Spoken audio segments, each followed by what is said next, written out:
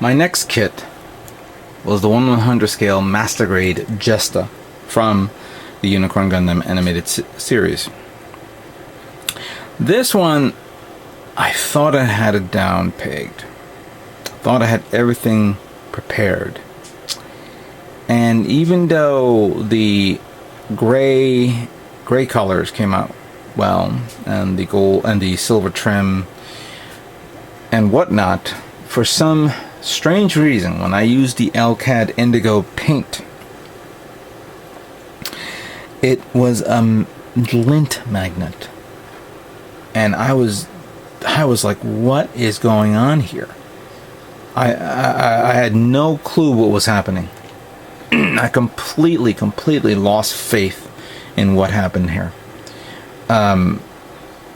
This was supposed to be my second entry for Comic-Con, and when this was happening, I said to myself, "You gotta be kidding me!"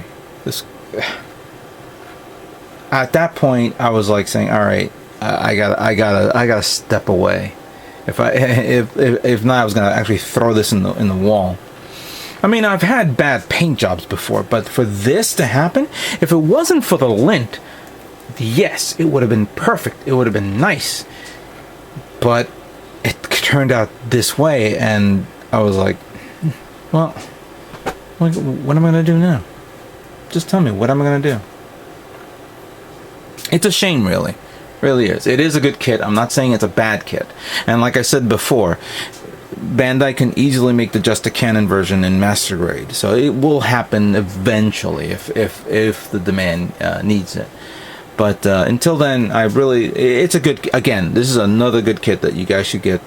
Paint it well, just avoid indigo blue from LCAT 2.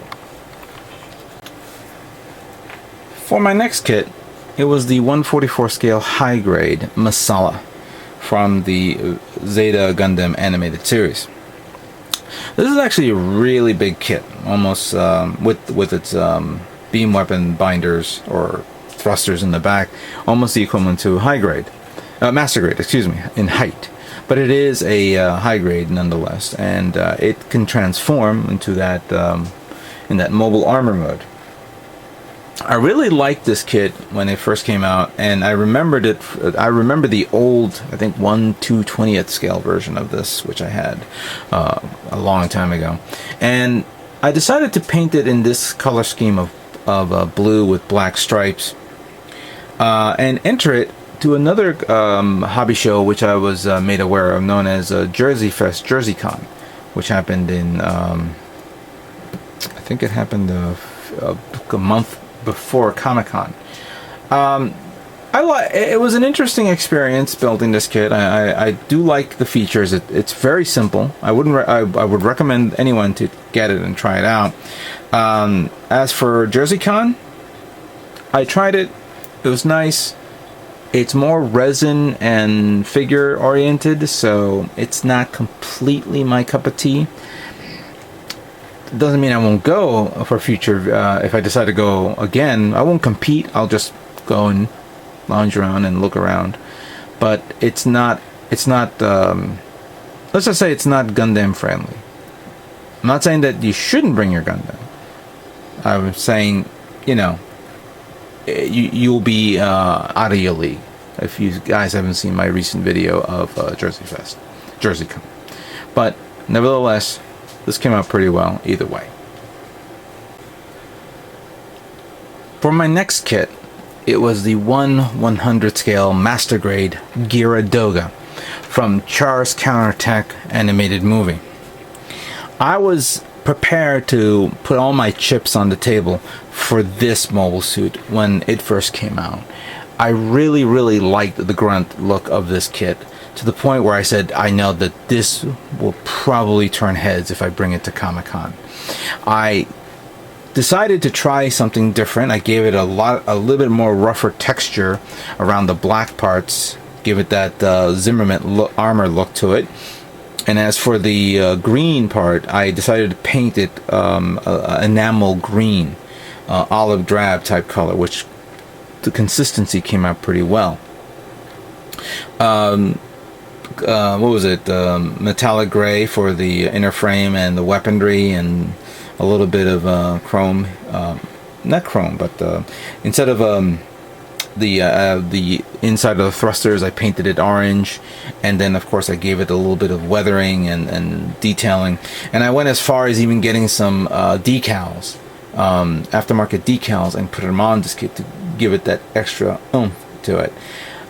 Came out pretty well. I was actually feeling good for this kit. And even though when I was at Comic-Con and I saw the guy who made his version of the Gyaradoga, which was the full frontal version, and he should have won first place on that, I was hoping that this one would get at least a second place nod. Who would have foresaw my Sananja Stein would take first place? But I still like how this came out. My next build happens to be the 1/44 scale Build Strike Gundam from the Build Fighters animated series that just came out last year. This is the new flagship mobile suit that was introduced into the series, and it emphasized not on a conflict of countries fighting for democracy or peace or anything like that. It's just basically kids taking Gundam models, Gunpla kits, and competing into an arena, a virtual reality arena, where they can pit, their model kits against each other. This is closely reminiscent to the video game Gundam Breakers that Bandai Namco released last year as well, where you can take your model kits and fight against other people, and even custom design your kits, replace parts or update parts and do whatever. The design of the Build Strike is from the Strike Gundam, and it has a very cool, unique features of this, where it has that build booster, which turns into like a flying vehicle, like a support craft vehicle. Bandai released not only this as the complete package, but you can also buy the build booster for your other kits, other master grade, other high grade kits, if you want to hook it up and do whatever combinations you want. Bandai is going to go all out with their new series, and they have introduced a tremendous amount of kits, from the Zaku amazing, Kempfer amazing, the Wing Gundam Finesse, the Kublai Permillion, and there's quite a numerous amount. Oh, the Sangokuden Red Frame, but this one is the one that just released, and it's got a lot of good attention out there, and soon we'll be seeing the master grade kit of this. For my next kit, I got myself this exclusive kit that was being sold at Comic-Con, along with the Build Strike. This is the blue frame second L high grade kit from the Gundam Seed animated series, but it's also the OVA series. And what's so exclusive about this is the blue is all plated, metallic plated, while the other parts were clear coated, or clear. So it's clear metallic build. I always wanted to get an exclusive kit, and there it is. I have no excuse for me not to get one. It's a simple kit design, very very nice. I'm just not fond of the blue frame for some unknown reason. It's very difficult to pose. Yes, that massive Buster sword is a little bit too heavy, and it's not strong enough to actually hold it up on its own. And clearly it's not strong enough either way. You might as well make a paper version of that sword, and so for it to hold it up. But at least it gives you a stand, which can be inconvenient, if you ask me. If you guys plan on getting this, don't bother getting the exclusive kit. Get the normal one. It's it's a little cheaper, and it's a good design. I do like the blue frame. It's pretty good. It's just that maybe the sword is a little bit overkill for me. My next kit that I decided to build was the red carriers that was seen in the Space Battleship Yamato animated series, both the classic and the new version of the series, the 2199 version.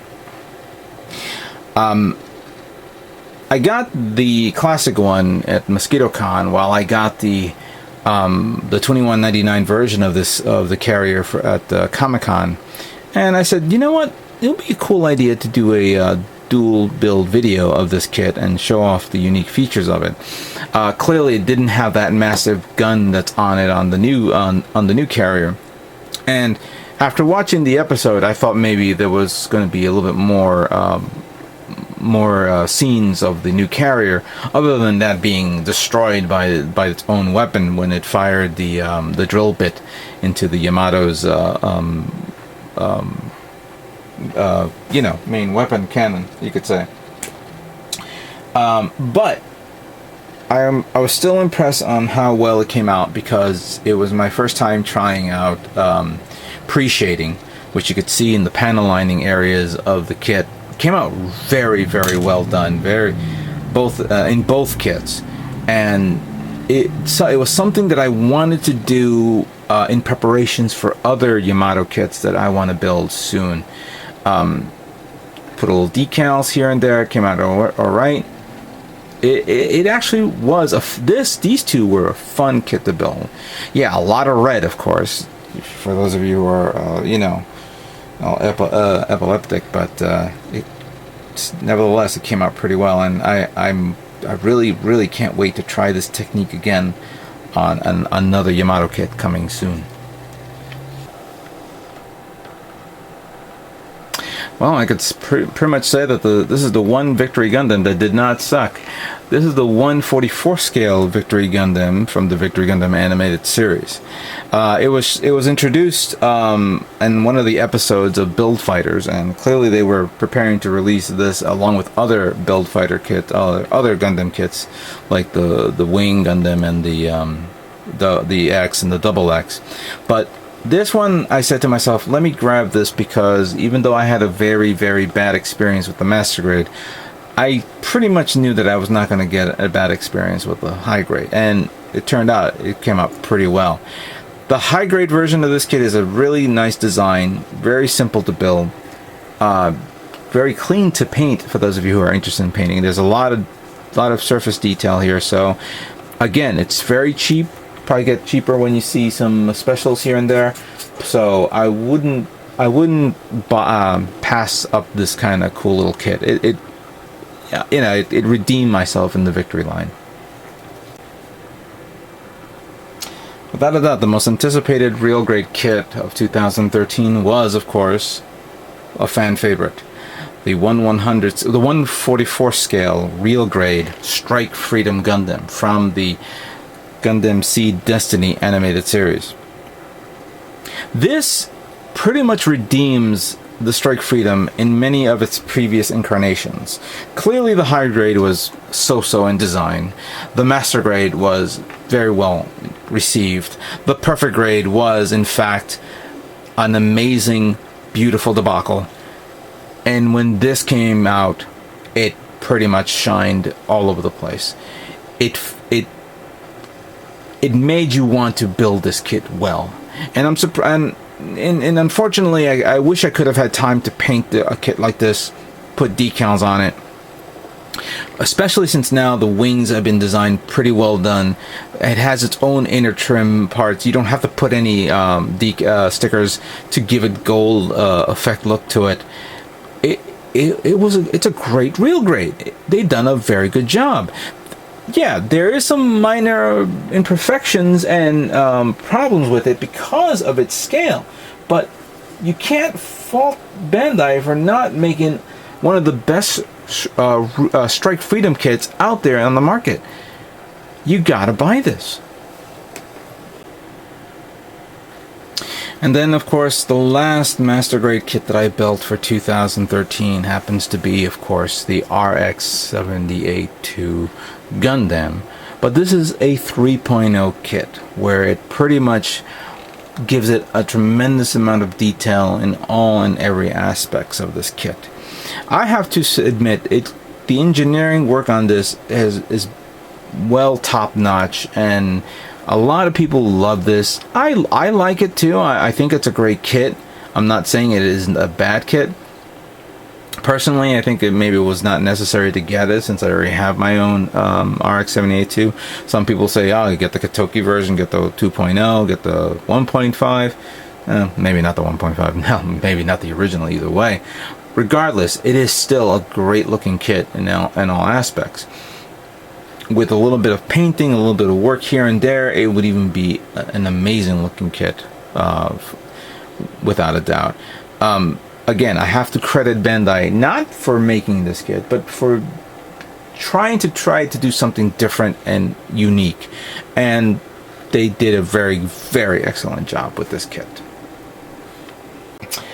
So there you have it. All the kits that I've made for 2013 has been proudly displayed. Unfortunately, there are two kits that I did not show off. One was one kit that I cannot seem to find. I don't know where I've placed it. It was the LBX kit, which was my first time building, and it was very, very well received. And the other one was the SD Sazabi, which I did a metallic version of it, and I donated it to Gundam Planet, which they have it proudly displayed at their store. So when you go there, you'll see my little Sazabi right there. But that's pretty much it. All the Gundam kits I made, a little over 20 kits, you could say. I thought I had made more. I know other people have made a ton of the Gundam kits throughout the entire year of 2013. How many I will be making for 2014? Who knows? It depends on what kit I like to make, what I want to do with it, and if I'm prepared to break it and make it even better than what it is. This is a year that I want to try a lot of unique and crazy things. A lot of things. I hope to try them out with you guys and share it with you. And I hope you guys enjoyed this lengthy video of showing off all my Gundam kits that I've built for 2013. Let's see how 2014 comes along. With that being said, I'd like to thank you all for watching, and stay tuned for more Gundam models yet to come. Take care.